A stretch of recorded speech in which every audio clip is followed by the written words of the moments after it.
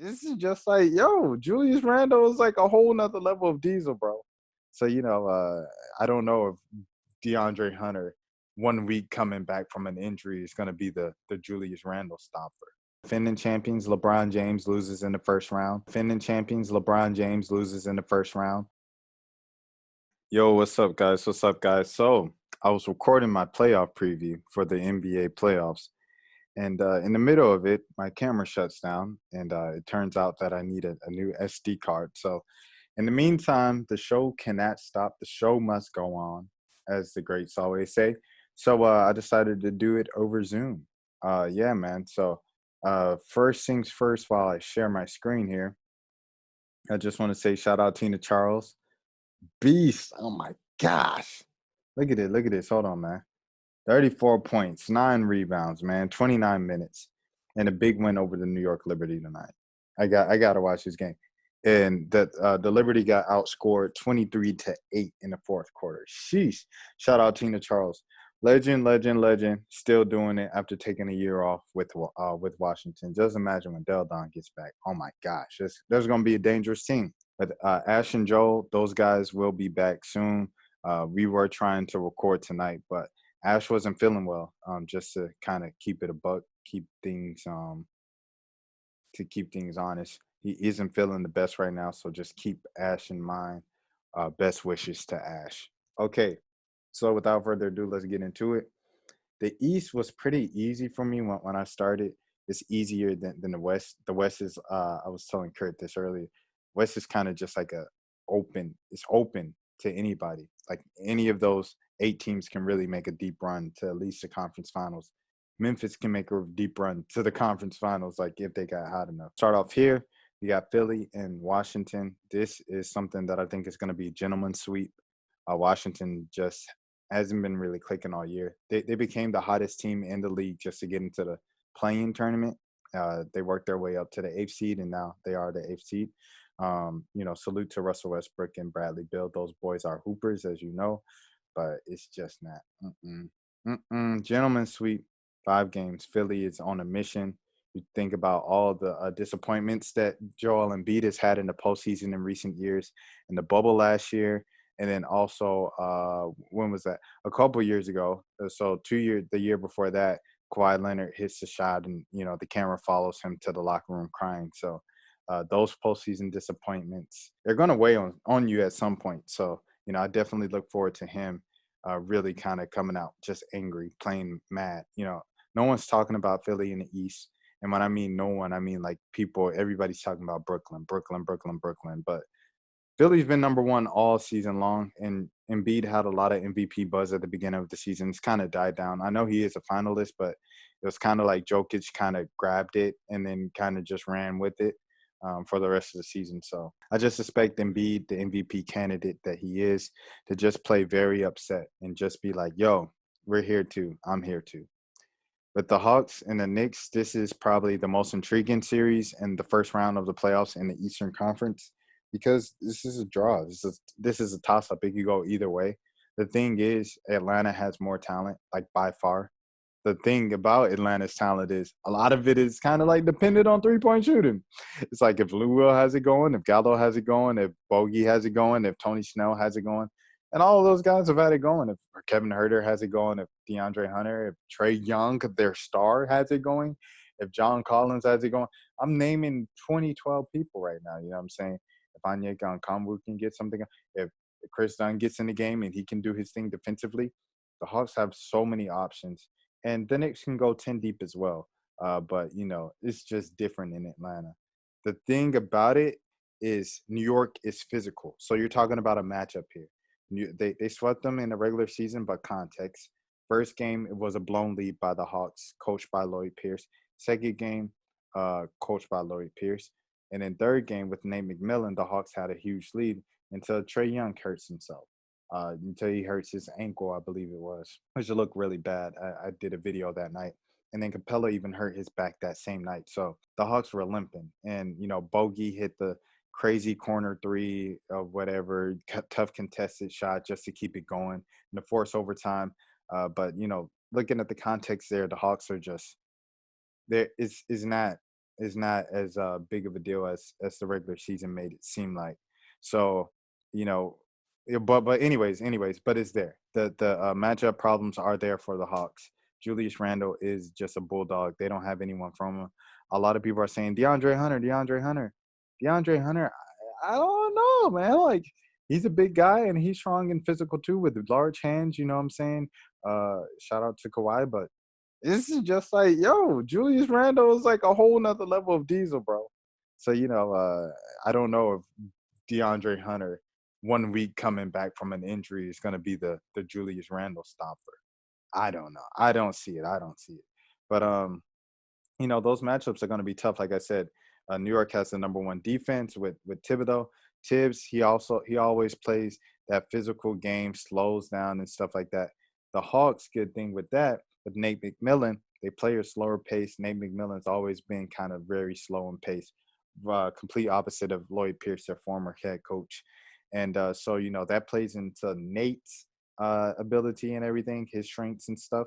But it's like if that 3-point shot isn't falling, a lot of things dry up for the Hawks if that 3-point shot isn't falling. So, it's going to be tough. It's not going to be easy. That's why I have it going to 7 games. I have it going to 7 games because Hawks and 6 just sounds like an easy call here, but I don't want to be easy. I'll say something different. So, game 7, and I only have the Hawks in 7 because the Hawks have more talent. Just simply put, they have more talent. But I can definitely see Derrick Rose and Reggie Bullock going off in the game 7, and the Hawks getting no calls in game 7 because that's just the way that things in Atlanta sports works. But I'm gonna go with Hawks in 7 for my official pick. Here we go. Miami and Milwaukee. This isn't the same Miami from last season in the bubble. Those guys have fallen off a lot. Dealt with COVID, hit hard with COVID with Jimmy Butler and stuff like that. Tyler Hero hasn't been what Tyler Hero was in the bubble last year. So, and then you bring on a guy like Victor Oladipo, and then he gets hurt. So it's just not the team that people are in love with. Shout out to Bam Adebayo though. I'm gonna go with Milwaukee, and I'm gonna give Milwaukee 6. And then Milwaukee's mad about losing to Miami last time too. So there's that. This is a sweep, in my opinion. Brooklyn in 4 games over Boston. Boston has just kind of been a disorganized kind of mess this season. And Brooklyn, yeah, I mean, it's their first playoff series together. Them boys going to be out there to get some rest because, KD likes his rest. Kyrie likes his rest. And James Harden, they would like to rest James Harden. So, yeah. Anyways, here we go. Moving on to the West. All these are draws. No one's going to give Phoenix their props. No one's going to give Phoenix their respect. So I'm going to go out on the limb here and give Phoenix their respect. And I'm going to say Phoenix in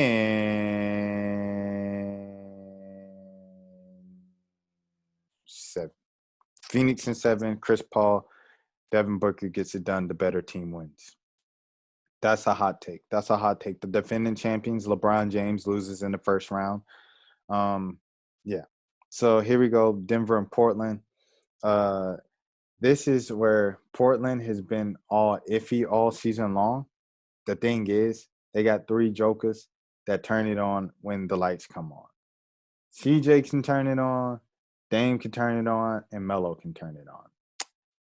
But Denver is really hot. They become a whole different team once they got Aaron Gordon at that trade deadline. That's just a whole different team now. So I'm gonna go with Denver in 6 games. I'm gonna give Dame 6 games. I should really put it 7. You know what? I'm gonna put it 7. I put it 7 in the first time in the video that got deleted. I'm gonna put it 7 this one. All right, here we go. This is an interesting one because a lot of Mavericks fans feel like they should be respected more against the Clippers, and for good reason. They matched up very well against the Clippers this season. Went 2-1, beat them pretty convincingly in those 2 wins. They only lost by 10 in the 1 loss.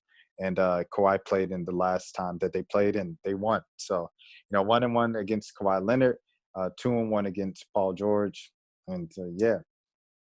So a lot of Dallas Mavericks fans feel like they can have it, but when you see a guy like Kawhi will his team to the championship like he did 2 years ago, and then kind of the embarrassment that they had last season in the bubble, And then even against Dallas gave him a little scare there in the playoffs and stuff. And this is where Luka became like Luka. You know, he was always Luka, but that was like his moment right there. It's like John Morant looking a little sooner and stuff like that. John Morant tonight against Golden State. So uh, yeah, I'm gonna go with I'm gonna go to safe pick. You got to go to safe pick because Kawhi did what he did 3 years ago, and I can't bypass that. He's a two-time champion, man. Like, what am I supposed to do?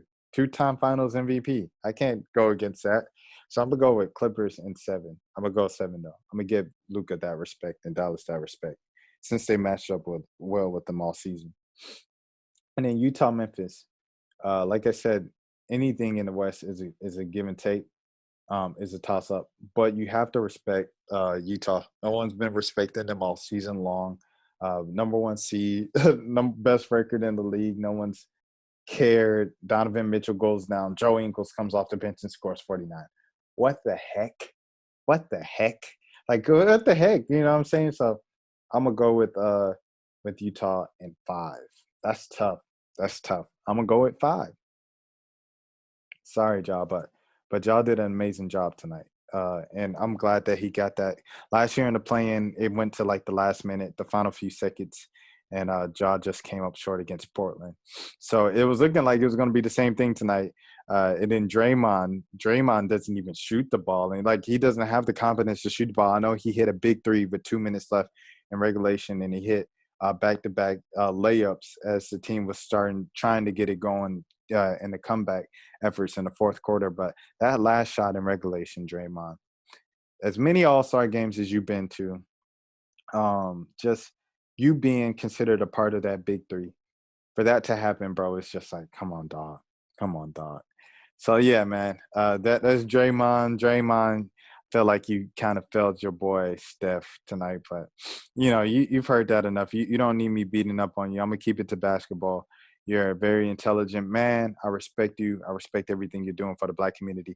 Like I said, man, like, hey, I said this on the last video, but hey, that number one pick, he tried to tell us this week, hey, if you want to speak on plays, you better keep it respectful or keep their name out your mouth because they will bite back. They will bite back. You poke the bear long enough, it will bite back. And he's not letting up relentlessly. Shout out to Kwame Brown, man, doing great things. Some of the things he's saying, yes, some of the things you might not agree with what he's saying, but he's even saying it himself. You're not going to agree with what every man says. Like, so some of his hot takes and topics on other things that he's speaking on might be just a little uncomfortable and you might not agree with it. But a lot of the stuff he's saying in between these little kind of rants to get people in, to draw the audience in, because they want to hear all the drama and stuff like that.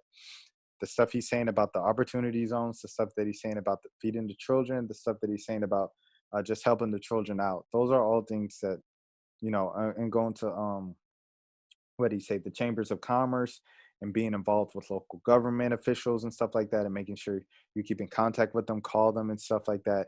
And his plan for education, because black men read at a 4th grade reading level. The fact that he kept re-implementing those in between his messages and also selling his merch. Yeah, y'all make sure y'all subscribe. Keep going. I'm hot. I'm making money off of this on his platform.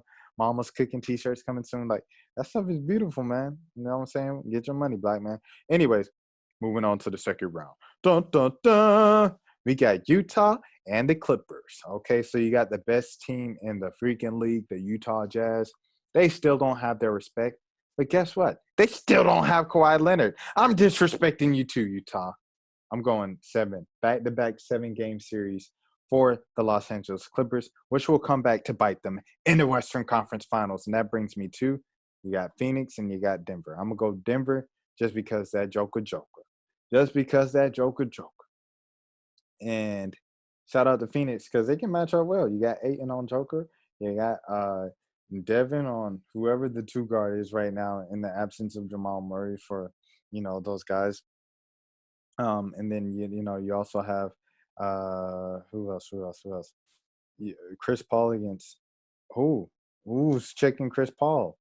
So Phoenix got some, Phoenix has some very favorable matchups there in that matchup. But I don't know. I'm on the Denver hype train because they're just a really good team. Ever since Aaron Gordon, they're kind of like a whole different team. So I'm gonna go Denver and 6. Denver and 6. That's tough because that's in no, that's in Denver. Yeah, Denver and 6. And then on the East, you have Philly and Atlanta. Atlanta, like I said, they were the third best team since Nate McMillan's taken over that team. They've been the third best team in the entire league. How many people are noticing it or like realizing how good they were? They might just see it on paper, like, oh, the Hawks turned around and they won a bunch of games. The way that they've been winning these games is very impressive. That being said, Joel Embiid is an MVP candidate, and he's extremely mad about how his postseason career in the postseason has gone. So based off of that, I got Philly and 5. Sorry, Trey. And then down here, you got Milwaukee and Brooklyn. This is going to be a dogfight, man. Giannis is not going to want to go home after how they sent him home last year. You know, he's not going to want to go home after that. So he's going to be fighting and clawing and scratching and everything like that. Drew Holiday, too. I'm still got to go with these guys because these guys are all three of them. Come on, man. Come on now. And then over here, in the Eastern Conference Finals, you got Brooklyn versus Philly again. So you're like, oh, you got to go with the super team. I'm going with the super team here, and I'm going with them in 6 games. 6 games. And then in the Western Conference, you got the Clippers and you got the Nuggets. Clippers have been in 7-game series to this point. Is Kawhi going to have enough in the tank for that? I do not think so. And they eliminated them last year. There's no Jamal Murray, but I still think they just got in their heads and stuff. So, yeah, I'm going to have Denver in 6. So I got Denver and Brooklyn in the finals, and you got to go with Brooklyn because they are the champs. I mean, it's the champs. They are just super team, man. So I'm going to go with Brooklyn in 5. That's my safe pick, and that's the way I'm going with it. I'm going to submit this right now. I'm submitting it. No turning back. I've submitted it. Credit card information 6158-24254. And yeah, man, that's pretty much it. Let me know what you agree with, what you don't agree with. The NBA playoffs are back, baby, and they're in the middle of WNBA season. The NBA, it's fantastic. This is where amazing happens. The WNBA, 25 seasons, 25. Count it. Shout out to Lisa Leslie. You guys take care of yourselves, man. I hope to get the guys back on the channel soon. And I'm definitely, saying whenever I roll out of bed, I'm getting my SG card in the morning. So you guys take care of yourselves.